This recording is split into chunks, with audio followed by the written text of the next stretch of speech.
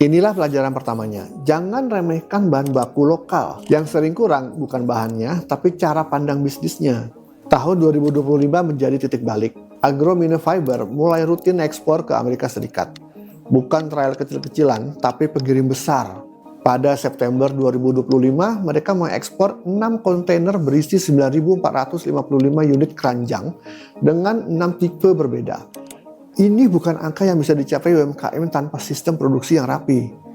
Disinilah terlihat bahwa Agrominofiber bukan sekadar pengrajin, mereka sudah menjadi produsen.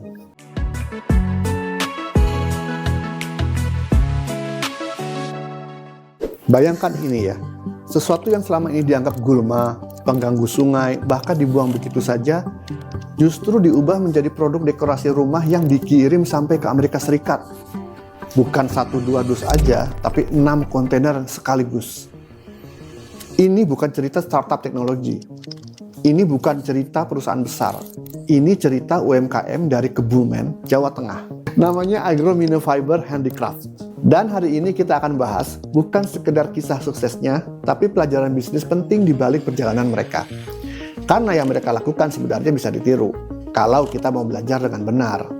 Banyak pelaku UMKM punya mimpi yang sama, produk lokal, bahan alam, ramah lingkungan.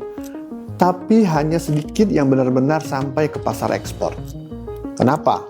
Karena ekspor bukan cuma soal produk bagus, tapi soal konsistensi, sistem, dan kesiapan mental. Agrominofiber adalah contoh UMKM yang berhasil melewati fase itu. Agrominofiber Handicraft berdiri di Kebumen. Didirikan oleh Rudi Hermawan sebagai founder bersama Novita Hermawan dan Endang Sukarsih sebagai co-foundernya. Ini penting karena dari awal mereka bukan one-man show. Novita Hermawan kemudian tampil sebagai wajah utama bisnis ini. Seorang wirausaha perempuan yang bukan hanya pemimpin produksi, tapi juga membawa visi global. Produk mereka fokus pada home decor dan handicraft berbagai serat alam. Eceng gondok, pelepah pisang, seagrass, semua yang sebelumnya dianggap murah, mereka naikkan kelas. Hari ini kata eco-friendly sering dipakai asal-asalan, tapi Agrominofiber benar-benar hidup dari sana. Mereka tidak mengejar tren, mereka memanfaatkan realitas lokal. Eceng gondok itu melimpah, pelepah pisang itu limbah. Tapi ketika diolah dengan desain yang tepat, standar kualitas global, dan storytelling yang kuat, nilainya jadi berubah total. Inilah pelajaran pertamanya. Jangan remehkan bahan baku lokal. Yang sering kurang bukan bahannya, tapi cara pandang bisnisnya. Tahun 2025 menjadi titik balik. Agrominofiber mulai rutin ekspor ke Amerika Serikat. Bukan trial kecil-kecilan, tapi pengirim besar.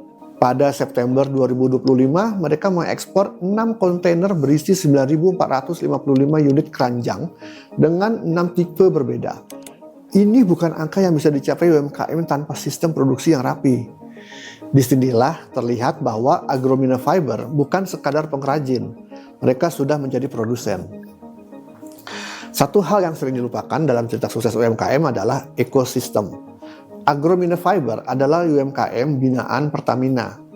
Pendampingan bukan hanya soal modal, tapi soal standar kualitas, mindset ekspor, dan manajemen produksi, dan kepercayaan diri untuk bertemu buyer global. Ketika UMKM dibina dengan serius, hasilnya bukan sekedar omset lokal, tapi keberanian menembus pasar dunia. Inacraft 2026 di JCC Jakarta menjadi panggung penting. Agrominofiber menarik buyer dari Argentina, Jepang, Eropa, hingga Amerika Latin.